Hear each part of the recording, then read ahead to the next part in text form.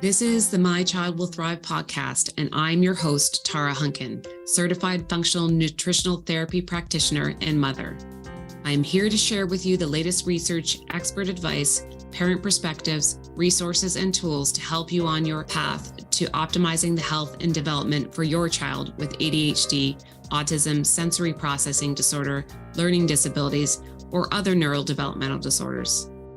My own experiences with my daughter, combined with as much training as I can get my hands on, research I can dig into, and conferences I can attend, have helped me to develop systems and tools for parents like you who feel overwhelmed trying to help their children. So sit back as I share another great topic to help you on your journey. A quick disclaimer. Please keep in mind that the information provided is for information and educational purposes only. It is not intended to diagnose or treat your child and is not a substitute for working with a qualified practitioner. This episode of the My Child Will Thrive podcast is brought to you by the Autism, ADHD, and Sensory Processing Disorder Summit. You can sign up for free to watch 10 days of expert interviews and masterclasses at www.mychildwillthrive.com/summit. Now on with the show. Hello, everyone. Welcome back to the My Child Will Thrive podcast. I'm really pleased to have with me today a repeat guest, Kelly Meehan. She was with me back in last fall to talk about her journey with her child with respect to gluten in particular. But Kelly's background is actually in optometry, and her original background, she is now doing more than that, as we talked about last fall. But I asked her if she would come back and talk to us about a little known type of treatment that a lot of people may not have thought about before, which is vision therapy. So we're going to dive into that in a minute. But just in case you didn't hear her episode back in the fall, Kelly is a wife and a busy mom of 3 children. She has a bachelor's in human nutrition from Arizona State University and a doctorate in optometry from the Illinois College of Optometry. She completed a residency in primary care with an emphasis in pediatrics at Nova Southeastern University. And she most recently became an integrative health practitioner in 2021 and is looking forward to helping transform yours and your family's trajectory towards your best health. So I love that you have this integrative background and a whole different perspective that most optometry focused practitioners wouldn't necessarily have. So it's really a pleasure to have you here again today. And thank you for sharing your time again. Thank you for having me. So glad to be back. Yeah. So we're going to talk, let's talk about, most people when they think about optometry, they think about vision in terms of, can I see that distance over there, or I need reading glasses, or, there can be some other things too. That the basics of what most people know about optometry have to do with being able to see distance or being able to see close up. Mm-hmm. So let's talk about all the things beyond that, which is, what are the types of vision problems that can impact things like attention and learning in our kids? So you're exactly right. So whether you go to the optometrist or even at the pediatrician's office where they're do vision screenings, or maybe your child has a vision screening at school, what they're testing for is, can this child see 20/20? And a lot of times they're actually only checking for distance, not actually, near isn't always tested, particularly in a screening, which is where a lot of things will go missed, as well as, ocular health is the other thing at the optometrist's office that those are the 2 gold standards, those will be covered. And even at the optometrist, this is kind of a bigger question, because depending on what type of optometrist you go to, while those 2 things will be covered, not all of them test beyond that and do what we call a binocular vision exam, which is where a lot of these things might be caught. So when you have a binocular vision exam, some of the things outside of those 2 gold standards that are going to be checked are things like eye tracking, the way that the eyes team or move together. This is particularly with reading. This is looked at. We look at different distances. Our eyes have to move together to coordinate so that we don't see double vision. So that's one of the things that's checked. And then also the ability of the eyes to focus. So depending on what distance you're looking at, whether that's distance or near, your eyes have to either strengthen their focus or relax their focus, or be able to jump focus. So if I'm looking at the chalkboard, or well, we don't really use chalkboards anymore, but if you're looking at the board at school and then you're looking back at your paper, your eyes have to be able to focus back and forth. And some children struggle with the ability to do that. And so things actually will appear blurry when they're going back and forth, actually at the board and on their paper. So those are some of the things that you're going to dive into more. Tracking also, in particular, if you are looking, I always used to say when I'm in the clinical office, if I'm looking at one corner of a room and I look at the other corner of the room, in a perfect world, my eyes would land from one corner to the next corner. But what actually happens is maybe a child will make 10 small movements to get to where they need to be, or the eyes will overshoot altogether and then come back to where they need to be. And imagine if you're reading, if I'm trying to read the word cat and I see the C and I jump all the way past, beyond the T and come back to the A, that's going to be very difficult for me to form that word. So there's some very small technical pieces there. And then visual processing is a whole nother world within vision therapy that really has to do with the connection between the eyes and the brain. So it helps the brain to understand what the eyes are seeing. So sometimes I might have 20/20 vision and I may not actually struggle with any of the things that I mentioned just previously mentioned, but I might struggle with visual processing. And that's really where we start walking a road. If you're not seeing the right person, it's just not going to be assessed and you can be in trouble there. Yeah, it's amazing how many things are. So when you start talking about that, if you have a kid that's coming home and saying, and I'm sure parents have been through this before, where they're trying to look up at the board or whatever it is, and then look down at their paper, especially as they get older and they're progressing through school, and they're like, my vision's blurry. And you're like, but I just took you to have your eyes checked and they said they're fine. Mm-hmm. So it's a very confusing thing for most parents and for the kids to say, but they're like, but it is. So I'm guessing, obviously, this is one of the signs. There's lots of different signs and symptoms, but this would be one of them that you want to be thinking about going to find someone who specializes in vision therapy. So if your child's talking about something like that. Absolutely. So along what you're saying, so even if someone can see 20/20, but a child just says, towards the end of the day, maybe they have an English class or reading or something that's 7th period or later, there is something that happens with visual fatigue. So basically the eyes will tire out and that blurry vision won't actually show up until towards the end of the day, or the headaches won't show up until the end of the day. So if you have them tested at 8 a.m., everything might actually look great. So I usually used to recommend when those symptoms would show up, I want you to schedule an exam for after school. Even if we'd done an 8 o'clock exam, and let's see what our numbers look like after a full day of, working the eyes and the brain and see if things look a little bit different.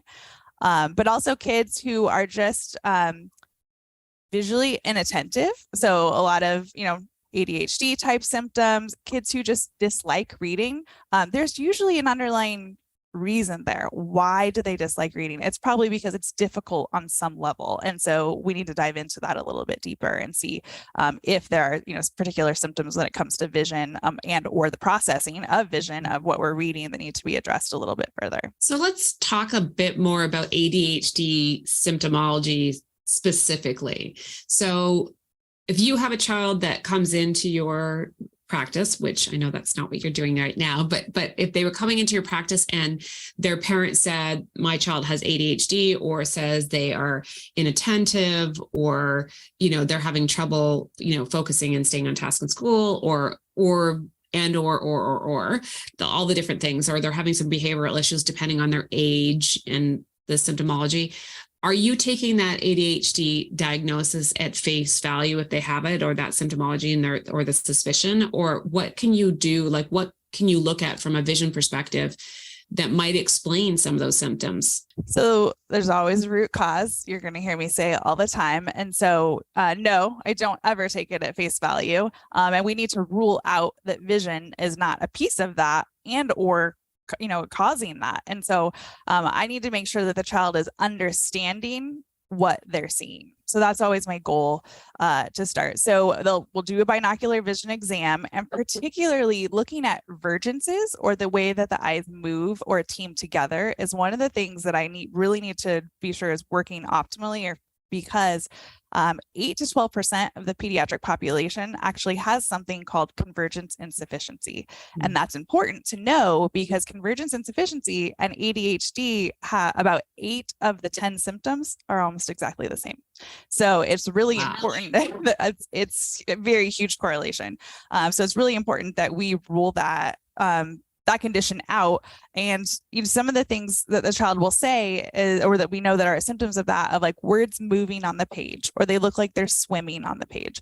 Well, if words are swimming on a page, that's going to be really difficult for me to read. And that's going to lose I'm just going to stop. I'm going to have inattention to that because it's difficult. Sometimes a child will report seeing double vision.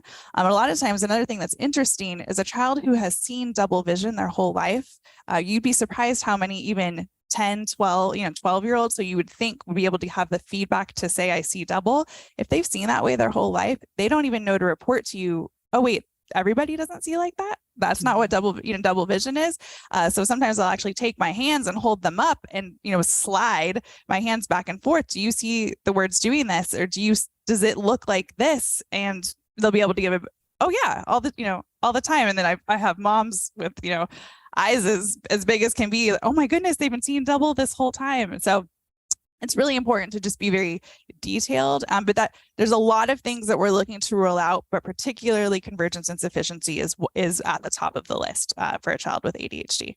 Or with ADHD symptoms, I should say. Yeah, it is amazing so there's that thing of, like you said, if they've been seeing that way all their life, but also they the brain sort of changes to accommodate that for them to some degree as well. But it's the same as children that may be having some hearing challenges as well, whether that it's caused by ear infections or not, and they adapt, and the brain adapts to that as well. So it's a really interesting problem that a relatively simple eye exam can identify as possibly the root cause of what's going on. So once someone goes through the testing that you do as with these kids, what does vision therapy look like? What is it? I know it would be different depending on what you learn through that in terms of your findings through that exam, but what is vision therapy when we talk about that? So once someone's identified that they need therapy, they'll be placed in a therapy program that should be bio-individual to their specific needs. So that's one of the great things about vision therapy is it's very tailored to them and what's needed. And typically it's a 4 to 6 month process. I say that very loosely. It does depend on what and how many things are going on. When we're dealing with visual processing, it's definitely on the longer end. But they'll be coming into the office typically once to twice a week, depending on how that office is set up. And they're performing activities with the vision therapist, not typically the doctor, but the doctor has programmed whatever that program looks like. And they're going through different exercises and activities to help work on that connection between the eyes and the brain. So I'll stop here because a lot of people think that we'll explain vision therapy and they'll compare it to physical therapy. And in some ways it is similar, but we're not actually working on the eye muscles. We're not making your eye muscles weaker or stronger. And that is confused a lot of the time. We're actually working on that coordination between the eyes and the brain. And the great thing about that is once we've achieved that, vision therapy isn't something you should have to do over and over and over. You might need a little I always say like touch-ups, here and there a few years down the road, but you shouldn't have to enroll in a therapy program year after year. So it's different than just strengthening a muscle because there's plasticity in the brain. So that's awesome. And with that said, the other big misconception is it's actually not just for kids. So I primarily work with kids, but vision therapy can actually be effective for a lot of people. So kids, it can be for adults, especially with like post-concussion or stroke or traumatic brain injury. There's different reasons that we'll work on therapy there and having to do with the plasticity of the brain and trying to get back areas of vision, or I should say working even with deficits that are there, working around that just to make things a little bit easier and adapt back to activities of daily living for some, and athletes. So some whether they're pro or high school, will come in to work for eye-hand coordination, different reaction times. So there's different reasons that someone might do therapy. Kids is definitely the largest chunk of that. But basically, they're coming in and doing exercises and activities to get that wiring, per se, kind of firing again. Yeah. So you've hit on a lot of really important points there. I mean, obviously, one of the reasons why I love things like this, it's a type of neuro rehab. It really isn't, as you said, it's not about the muscles of the eyes. It's about training the brain. And with that positive neuroplasticity, we can really make a difference and sustain a difference for the kids long term. And then obviously all the other patients that you were talking about. I think the other thing that's really great about what you just talked about as well, especially with the older kids, if you have a kid that you know could be helped by this, but they're resistant because it's another therapy. If they are active in sports or some other thing that they can do that this could help them with their hobby and the thing that they love, it's a great way, and also you can give all sorts of examples of elite athletes and others that do this as part of their regular training. It's a lot easier to get them to be cooperative and actually engage and really thrive in the process as well. Yes, it's a great motivating factor. And honestly, particularly for teenage boys who may not care a whole lot about doing vision therapy to improve their reading, especially if they really dislike reading or school as it is. So yes, we'll use that tactic a lot. Do you play sports? Tell me about what sports you play, and also explaining how it can be helpful there. Because therapy, I mean, truthfully, is only as effective as the patient is motivated. So it's very, very important, and also they need to be able to give appropriate feedback. Are my eyes blurring? Do I see double? So with that said, we usually don't start therapy till about the age of 6 or so, depending on the child's ability to be able to give that feedback. Although you'd be surprised, sometimes there is 4 and 5-year-olds who can give appropriate feedback, and sometimes I have an 8 or 9-year-old, who can't. So that makes it a little bit difficult in some senses. The child and parent do need to be motivated in order to have a successful therapy program. Yeah. So do you typically you said that they come in typically around a couple times a week. Are there home aspects to a program as well? There are usually, once we know that they understand the activity and can give the appropriate feedback, then there's home activities, we're careful not to call them homework, are taken home and worked on throughout the week. But to be honest, it's pretty minimal. Usually say, it's just 5 to 10 minutes, 3 or 4 times a week. So it's not like a 30 or 45-minute process. And it's just to keep those neurons firing at those times that they're at home, and working on those. Maybe it's tracking or eye movements or whatever it is, just to keep it fresh and going. Just like if you go to the gym once a week, you're not going to make a ton of progress. But if you did a little bit every day, you're going to be much more successful. So same concept applies here. Yeah. So with all things neuroplasticity, we talk about this all the time too, is that it's frequency, intensity, and duration.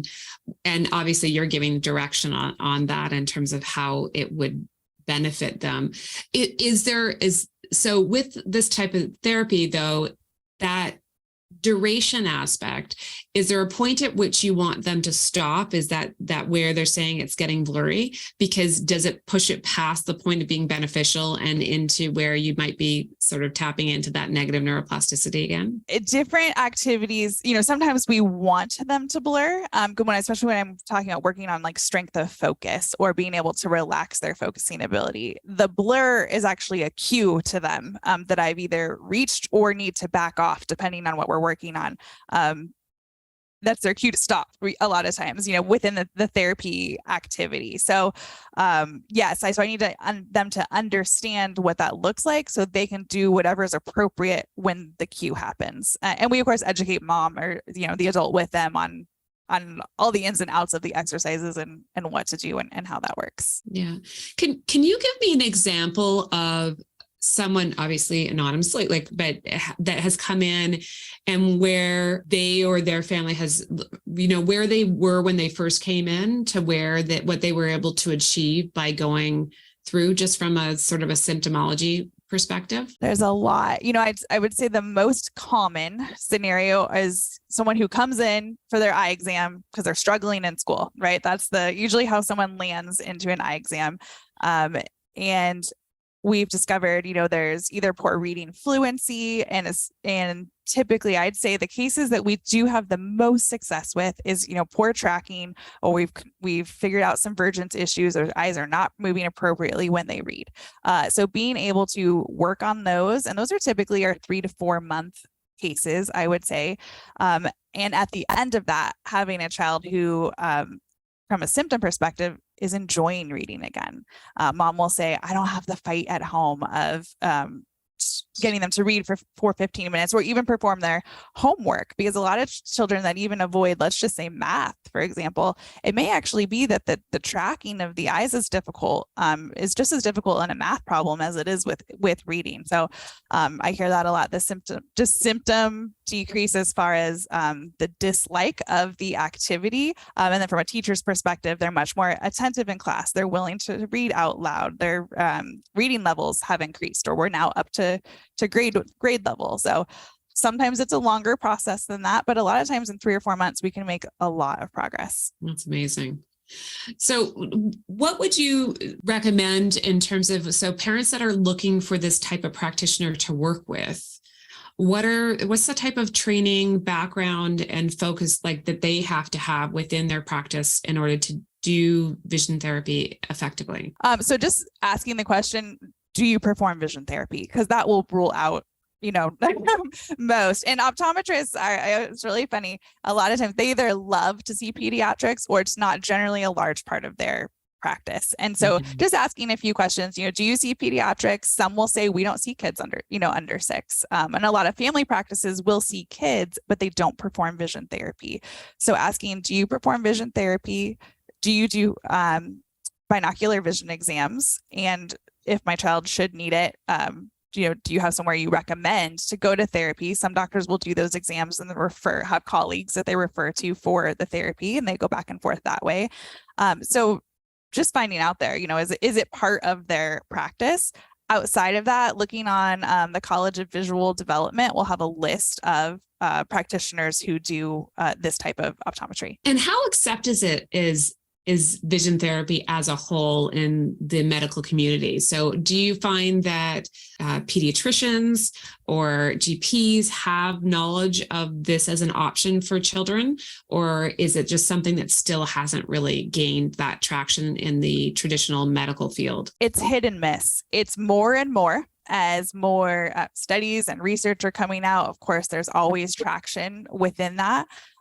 There are, even within ophthalmology, it's hit and miss. So there's a lot of now ophthalmologists who are hiring optometrists because they're seeing the benefit of having therapy both pre and post surgery. In some cases, if it's needed, or will refer for therapy to before surgery to see if we can get to avoid the surgery. That's always the goal, of course. So it's hit and miss. It's definitely gaining traction. In general, I would say, in my experience within a pediatrician's office, it's lowly accepted, and that's just because there's just not enough knowledge or education. Unfortunately, optometry has not done a great job on educating on the preventative care like a dentist does. So, like, you go to the dentist every 6 months. Why? Because the dentist says that you should go and have your teeth cleaned and stay up on that preventatively. But unfortunately, we've been looked at vision not in that way. And, when you have pink eye, you land in the optometrist chair, or you've gotten to the point where you need the eye doctor because you can't see, or we're struggling in school. So my biggest encouragement is to start those eye exams as early as possible. So you can have an eye exam as early as 6 months. So your child does not need to be able to respond. If your child has special needs, they don't need to be able to respond within an eye exam. Your eye doctor is trained to do an exam without their feedback. So start it early and keep up on them.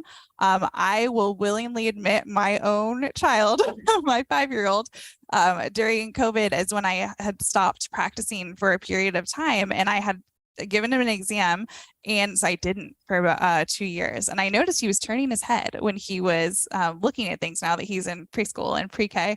And I took him in, and sure enough, he has a very decent prescription in one eye. So I thought, oh, I'm going to eat it here, but we all make mistakes. But even, with that said, I'm like, my friends are never going to let my other colleagues let me hear the end of this. But so keep up on it. Just because you did it 2 years ago and always before the start of school. So preschool, kindergarten, you need that baseline so that should things go awry, in that first, second grade, you have a baseline to go back to. Yeah, I think it's interesting that you say that. And well, first of all, it's like the whole thing about the shoemaker not having shoes.